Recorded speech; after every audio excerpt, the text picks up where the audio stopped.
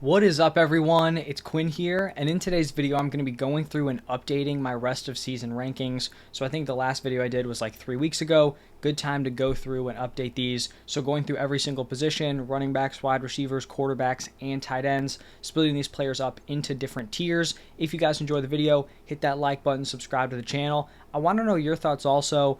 There were some spots in these rankings at different positions where it got very tough to differentiate. Specifically, the wide receivers I felt were very tough. It seemed like a lot of players I was ranking too low, but then there's just a lot of quality options at the position. So let me know your thoughts down below. I'd like to hear who you think should be higher or lower. But let's dive right into the running back position. And I just have one tier 1 guy here.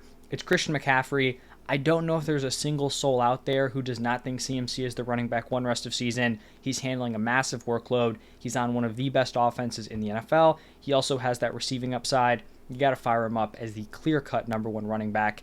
Then shifting over to a little bit of a larger tier 2, we're going to have Travis Etienne, Austin Eckler, Bijan Robinson, Tony Pollard, Breece Hall, Kenneth Walker, Saquon Barkley, and JT. Just to kind of point out some of the players that, people may be up in the air on. I think Travis Etienne has proven he deserves this spot.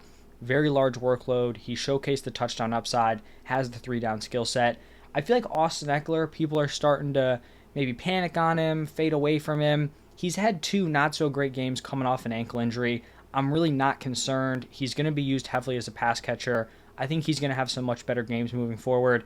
I don't think we can take a sample size of 1 really good performance, then he gets hurt, 2 not-so-great games, and we're just going to forget everything he's done over the last 2 seasons. I still view Eckler as a locked-in, high-end running back 1. I think he has a great opportunity to go out and have a huge boom game against the Bears and really just kind of remind people what type of a fantasy performer he is. Breece Hall is definitely a riser from the last time I did these, no longer on the workload restriction. The Jets offense has been fine. Obviously, it's not a top tier unit, but it's enough to support Breece Hall. They're giving him larger and larger workloads. I think he's a locked-in mid-tier RB1 or better rest of season. Kenneth Walker, very consistent. Some people may argue him higher. For me, I just think he lacks the receiving upside of all the guys ahead of him, but still going to have a very solid week-to-week workload on the ground. Saquon Barkley, locked-in RB1. JT, definitely a riser for my last set of rankings. Even though he's been in this split with Zach Moss, I really don't think it's going to continue rest of season. I think he's going to pull away, 65-35 split, 70-30, somewhere in there. I think JT will be a great option rest of season. And this Colts offense has proven that they can put up points. With Gardner Minshew at quarterback, he's not going to have to worry about Richardson kind of vulturing from the goal line. And he's also showcased some receiving production, which we hadn't necessarily seen a ton of in previous seasons. Now shifting over to tier 3, going to start it off with DeAndre Swift. I could definitely see an argument for tier 2. I just don't know if he has the touchdown upside of some of these other guys. We've seen them go to Kenneth Gainwell on the goal line, and then you obviously have Jalen Hurts, just doing the tush push anytime they get close. So I think that's the thing that kind of sets him back from some of those other options, but I do get the argument if you want him in tier 2. Devon Achane may be someone who is viewed as high here, considering he's still on IR. He's going to miss 2 weeks, but we've had positive reports that he should be completely ready to go coming off of IR. And that 3-game stretch where he was getting legit snaps, I mean, he was absurd. He had a wildly high fantasy ceiling. I feel like he's going to step back into that role, like the 1A to Raheem Mostert's 1B in this committee. And I think he has a high-end running back 1 ceiling when he is healthy. So I think the injury is factored in here. Obviously, if you need wins now, you're really struggling, then you'd probably take some of the guys below him. But I really do think this is a fair spot for Devon Achane. And if you are a team that's stacked, you have a great record, he is someone I'd look to buy now from a team if they are kind of struggling for wins now. Then we're going to have Josh Jacobs. And Jacobs, I feel like, has been pretty frustrating. If you roster him heading into the season, the concern seemed to be the contract and then whether or not he would shut it down later on in the season if he didn't have a long-term extension. I don't think a lot of people, thought he would just straight up struggle. I know personally I didn't. It's not like the Raiders offense was some sort of crazy high-functioning unit last year, and he still performed very well. The volume's there. The efficiency has just been absolutely terrible. I still think he's like an RB1, fringe RB1, but definitely a little bit disappointing so far this season. Behind Jacobs, I have Alvin Kamara. Now, if we just take what Kamara's done over the last few weeks, he definitely should be ranked higher than this. I do think they could start to pivot to getting Jamal Williams more involved. I also don't know if the volume he's seeing as a receiver is going to be sustainable. Like a lot of them are just kind of like empty dump offs, which obviously is great in half point PPR formats, but I don't know if he's going to keep that volume up. And then David Montgomery here. Some people may think Montgomery should be higher. I kind of feel like this is a fair spot. We don't know about his injury. I don't think he's going to play this week. We'll see if he's back for, what would that be, week 9. If he's back in week 9, then maybe we bump him up a slot or two. I think he's going to have a very solid workload on the ground, but I do think Jahmyr Gibbs with last week, now this week most likely, I feel like he has the opportunity to kind of work his way into the backfield. Obviously, Montgomery's going to be the guy in there on the goal lines, but I do think his point per game number is definitely skewed from just like some crazy touchdown performances. I don't know if those touchdowns are going to be sustainable rest of season, but I still think he's a nice high-end running back too. And then the last guy in this tier, Raheem Mostert, talked about him in that split with Devon Achane. I think he's still very valuable as the 1B there, and he'll be the top option over the next 2 weeks at least with Devon Achane on IR. Now shifting into tier 4, we're going to have Pacheco, Derrick Henry, Joe Mixon, Jahmyr Gibbs, and Aaron Jones. Kind of a weird mix of guys in this tier. I could see an argument for Pacheco being jumped up into tier 3. I just don't know if he has the ceiling of some of those other guys. Like, we know he's going to have a solid, efficient workload on the ground, but the receiving work is lacking, and the touchdowns, like, it's not like he's dominating the usage inside the red zone. So even though he's on a good offense, the Chiefs do opt to pass a lot near the goal line. So I think he's fine here as like a high-end running back too, but I'm not like overly high on him just because I don't know if the ceiling is there. Derrick Henry, definitely a faller throughout the season. I will say the one interesting thing is that if he gets traded specifically to like the Ravens, then I think he becomes very interesting rest of season and would be a better option, because right now this Titans team is not trending in the right direction, and the fact that they've shown a willingness to shift to Tajay Spears when they're trailing in games, they're probably going to be trailing in a lot of games here. So that's the concern with Henry. If he gets traded, I think he would definitely get bumped up. We'll see how that plays out, prior to the trade deadline in a few days. Joe Mixon, really solid weekly workload. I think he's going to get better as Joe Burrow, kind of gets healthier coming off the bye. So I do think Joe Mixon is an interesting buy low because he hasn't really done much fantasy-wise, but his usage has been there on an offense that should be pretty good rest of season. So he's a mid-tier RB2. Then we have Jahmyr Gibbs. I feel like some people may think Gibbs should be higher, some lower, maybe like in between here. Obviously, in the short term with David Montgomery out, he's going to be like a locked-in RB1 week to week. And like I talked about with Montgomery, I do think he's going to open up the opportunity for him to get more and more involved. I do think it's somewhat encouraging that when Montgomery is out, they give him like this huge workload, because it shows that they don't think he's like this super fragile back. And he's been able to hold up under those carries in those 2 games. I think he's going to get more involved as a pass catcher once we see Montgomery back compared to what we saw earlier on in the season. So I do like him here as like a mid-tier RB2. And then he does have that running back 1 upside if Montgomery were to go down again. And then wrapping up this tier with Aaron Jones. Jones is just a tough guy to rank because he's had some injury problems. He's come back and not handled super large workloads. So hopefully he's able to get healthy and kind of get back to what we saw in week 1. But definitely not like a locked-in thing that we're banking on here.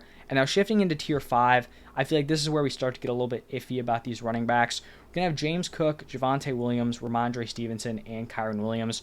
So for James Cook here, coming off the Thursday night game, that is going to be factored in these rankings. So some of these guys, have an extra game in there. The usage wasn't great. The lack of receiving work is what's really kind of concerning here with James Cook, but he is still currently the lead back on one of the best offenses in the NFL. I also think if we're looking like rest of season, you would probably skew towards James Cook, like building on his role compared to losing it to Latavius Murray, but not someone you can feel like, super high on moving forward. I think back-end running back 2 is probably fair. Then we have Javonte Williams. Hasn't necessarily been amazing fantasy-wise, but I do think he's going to build throughout the rest of the season. Coming off the ACL, he had a solid game last week. I think he's going to be a riser rest of season. Then we have Ramondre Stevenson, and Ramondre's kind of settled back into his role that we feel comfortable with, but it's not great that at one point him and Zeke were like locked into a 50-50 split. Like, that is not ideal. This offense has been struggling, I guess, prior to last week. So don't feel great about Ramondre, but I do think he's like a back-end running back too. And then finishing up this tier with Kyren Williams. For Kyren Williams, when healthy, he gives you running back 1 production. He's going to miss the next 3 weeks on IR. That's at the very minimum. And I think there is legit risk that he comes back and is not locked into that same workload. Like, coming into this season, Kyren Williams was not some sort of like world beater running back that the Rams were super excited about. I mean, even week 1, he was in a split with Cam Akers. So I don't think he's guaranteed this workhorse role coming back from injury. They've brought in some other options. Does this turn into somewhat of a committee? We saw them operate a committee with Royce Freeman and Darrell Henderson last week. So I wouldn't be shocked if this was like a Kyren Williams-Henderson split. Even if he's leading, I don't think he's locked into that great role. If I did think he was locked into it, then I'd probably have him much higher because the 3 games missing him would be worth that high upside. But like I said, don't think that's a guarantee. And then in tier 6, we're going to start it off here with James Conner, another guy currently on IR. The thing with Conner compared to, potentially a guy like Devon Achane is that we haven't gotten like a great piece of info saying like James Conner should be ready to go after the 4-week minimum. I do think once he's back, he'll probably step into a similar role that he had before. You've had Amari DiMercato kind of step up, get that RB1 usage last week, but don't know how established some of those other guys are. And compared to a guy like Kyren Williams, we've seen James Conner used as a workhorse in previous seasons. So I think Conner's interesting. Obviously, the offense is going to cap him a little bit, but Kyler Murray likely returning soon. Interesting, like fringe running back 2, potential buy option if you are a top team. Then we're going to have Rachaad White. Solid usage. Efficiency has been a problem coming off of a decent game on Thursday Night Football. Kind of just feel like this is where he's going to slot in rest of season. Then we have some guys who potentially have lost their roles or at least are like losing traction in their backfields. Brian Robinson and Dameon Pierce. Both of these guys have had their usage fall off. Dameon Pierce, we'll see what it looks like with Singletary. Wasn't trending in the right direction prior to the bye week. Brian Robinson, same thing, losing touches to Chris Rodriguez. And then wrapping up this tier with Gus Edwards. I feel like Edwards may actually be a little bit undervalued. Obviously, a Derrick Henry trade would just completely nuke his value, so that is factored in here. But if Derrick Henry does not get traded here, he's at a pretty solid weekly workload on a top rushing offense. Definitely playable somewhat confidently in good matchups on the ground. And then the final tier, tier 7, this tier is really all over the place. A lot of variance in these backfields. Starting off with Alexander Mattison, who knows how it shakes out here with Cam Akers. Would still lean towards him being the top option, but that could definitely switch up. Roschon Johnson pretty much has 2 weeks to make a claim to lead this backfield before Khalil Herbert comes back. If you prefer Herbert, I don't think it's crazy, considering the fact that he was leading the backfield before going on IR. Then we have Tajay Spears. This is pretty much like a Derrick Henry handcuff play, also factored in with Henry potentially getting traded. If Henry's gone, Tajay Spears is probably a top 24 back. I don't know how crazy we can get just because the offense is probably going to be terrible, but he also has that receiving upside, so he's kind of game script proof in that sense. Then we have Miles Sanders here. Would still lean towards him leading that backfield, but it could very well be Chuba moving forward. And then the back-to-back Steelers, Jalen Warren, Najee Harris. Can't feel great about either of them. And then wrapping it up with Darrell Henderson. Just kind of getting potentially 3 weeks of like 1A committee work there. So kind of like a short-term piece. Once Kyren comes back, would expect him to lead that backfield, even if it is in somewhat of a split. So that's going to wrap it up for the running backs. Now pivoting over to the wide receiver position, we have a pretty solid tier 1 here, so just going to run through these names. Tyreek Hill, Jamar Chase, Stephon Diggs, Cooper Kupp, Justin Jefferson, Amon-Ra St. Brown, Keenan Allen, and A.J. Brown. A.J. Brown may feel a little low after the absolute tear he's been on. It really just comes down to how stacked these wide receivers are. Amon-Ra has also been fantastic. Keenan Allen has also been an absolute monster. So if you wanted A.J. Brown much higher, I'm not going to push back. Like I said, all these guys in tier 1, so very high on all of them. Justin Jefferson, if you're getting him back in 2 weeks, then I think it's kind of worth taking him over some of these other options just because he has a little bit of a higher ceiling, at least I think. We've seen that out of him. And the Vikings offense looking somewhat competent even without him is definitely encouraging moving forward. But like if you're in a really bad spot, you desperately need wins, then you probably would take guys like Amon-Ra or Keenan Allen, A.J. Brown over Justin Jefferson. But I feel like most of those guys, people pretty high on them moving forward. Shifting into tier 2, just a 3-man tier. We're going to go Devontae Adams, Puka Nacua, and CeeDee Lamb. By the end of the season, if Devontae Adams was locked in with those other top options, I wouldn't be surprised. We're kind of just catching him on a little bit of a down stretch here over the last 3 weeks. Still really like him moving forward, getting Jimmy G back this week. Then we have Puka Nacua.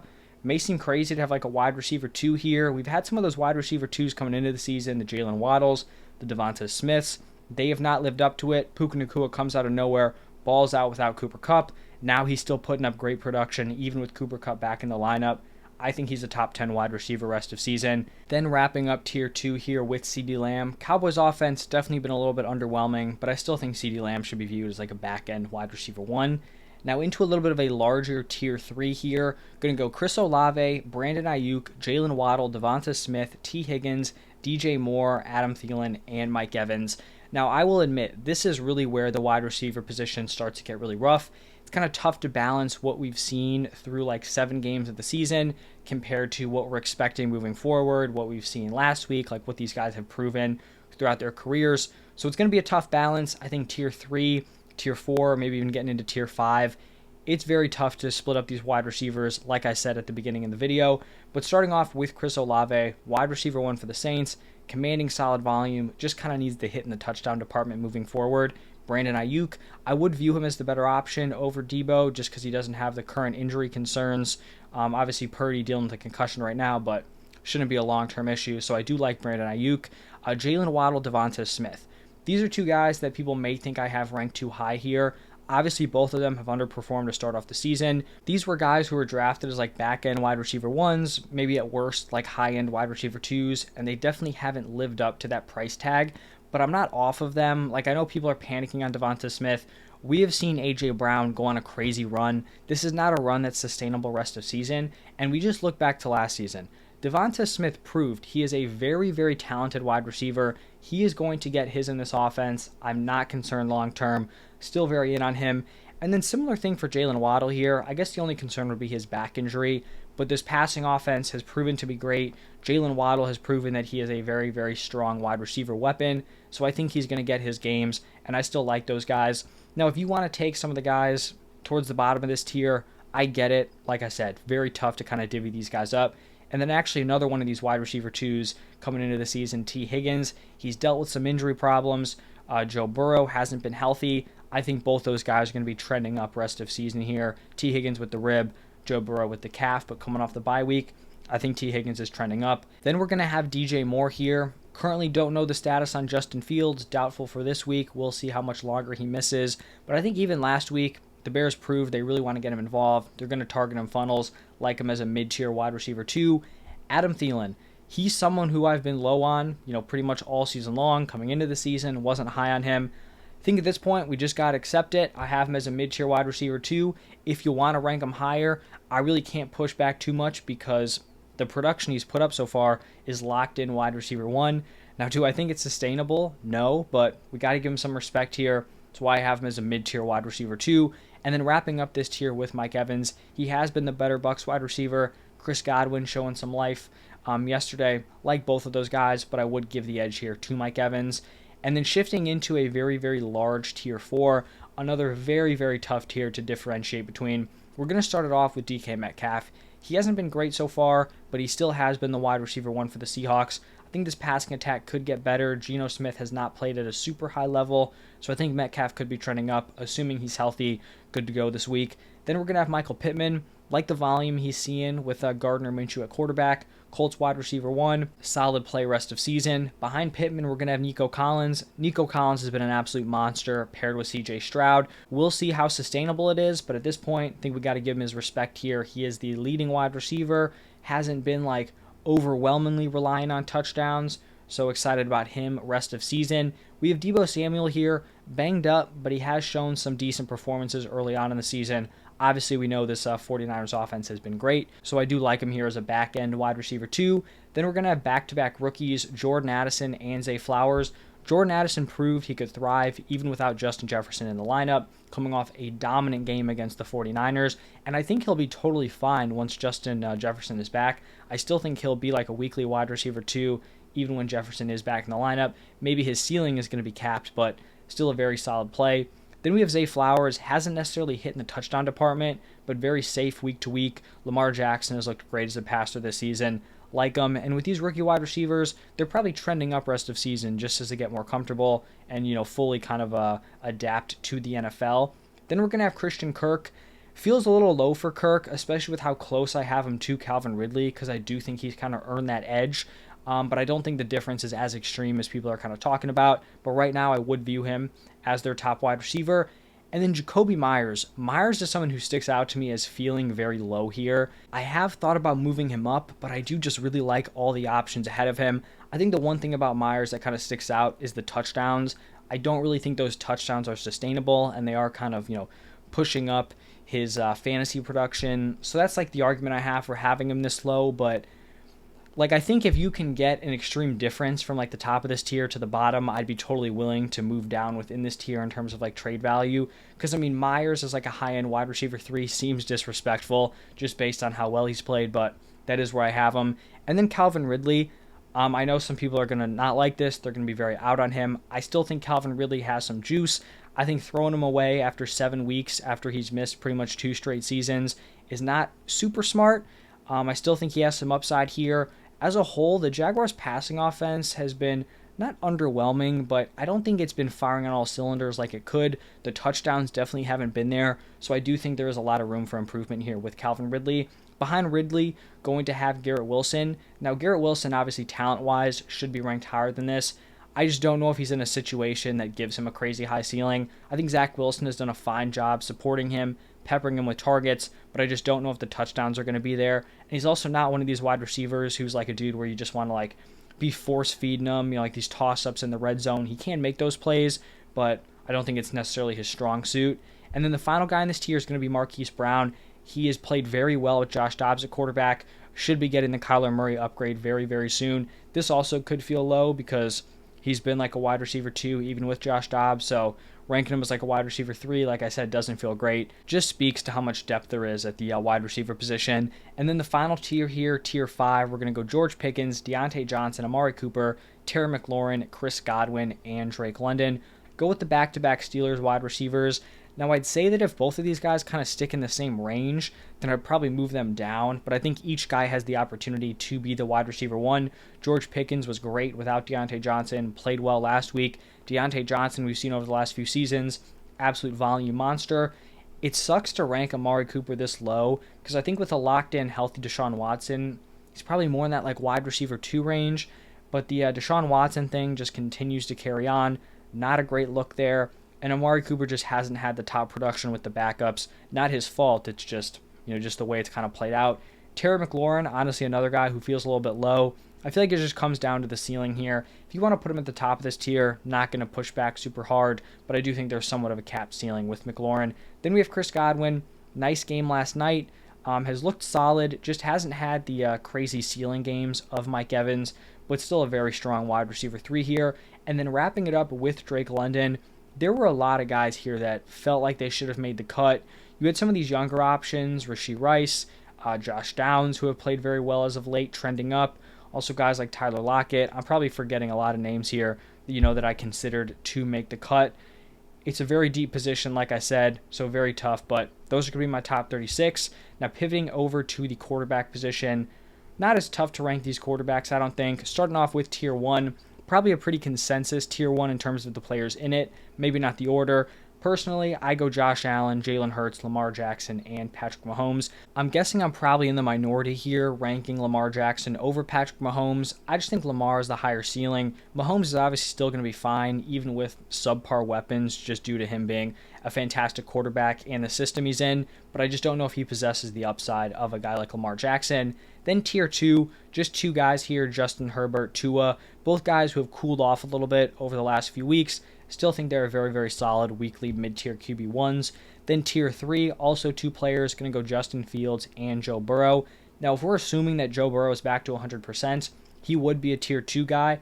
I just don't think that's a locked-in guarantee. For Justin Fields, obviously you have the injury risk, but when healthy, like he showed, over the last few weeks prior to his slow start, he can give you high-end QB1 production, so I think it's fair to have him in this tier.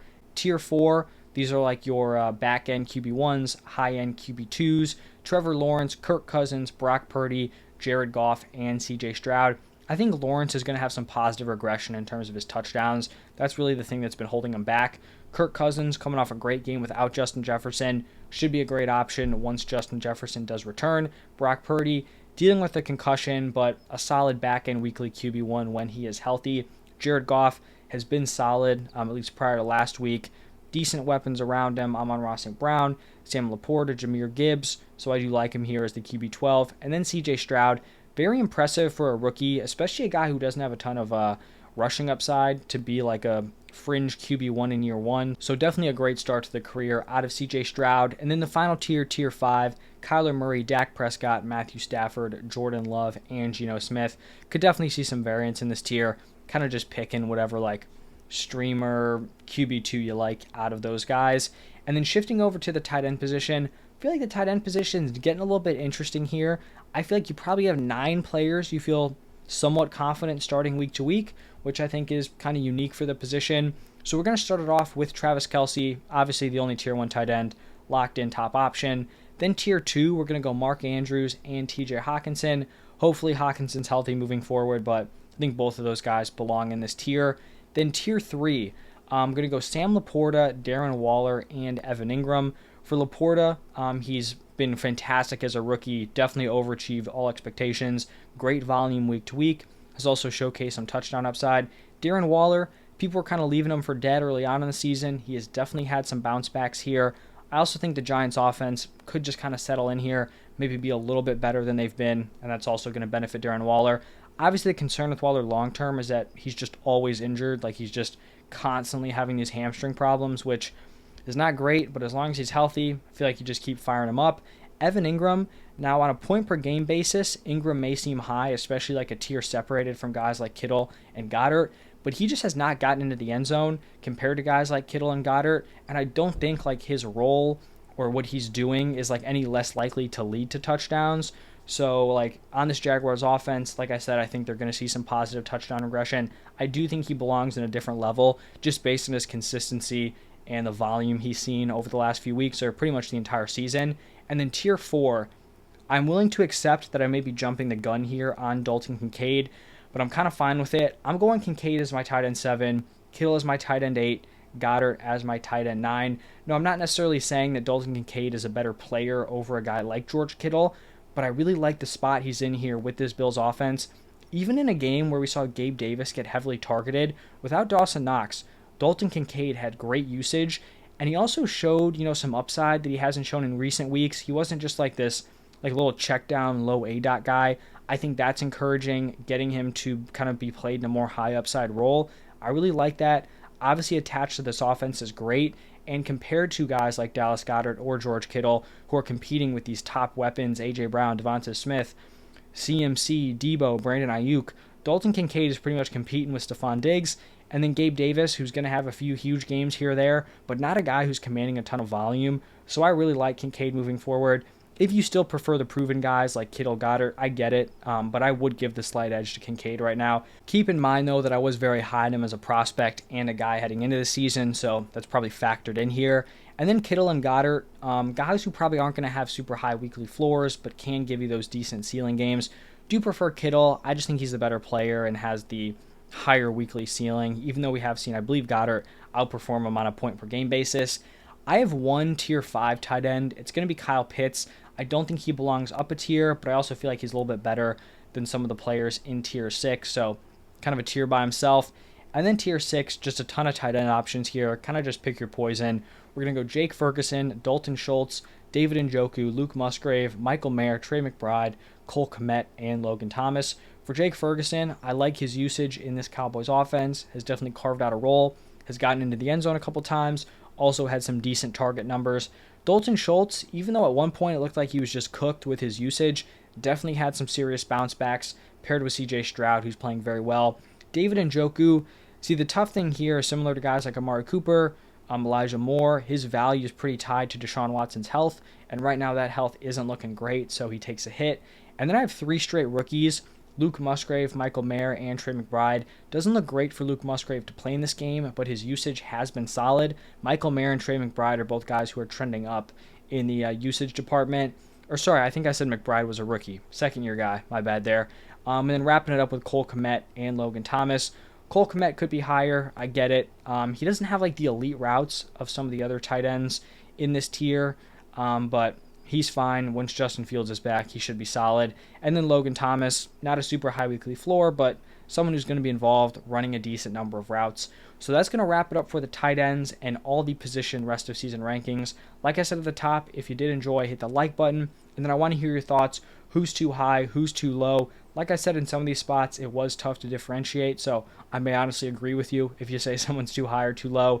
But thank you all for stopping by. I will see you in the next one.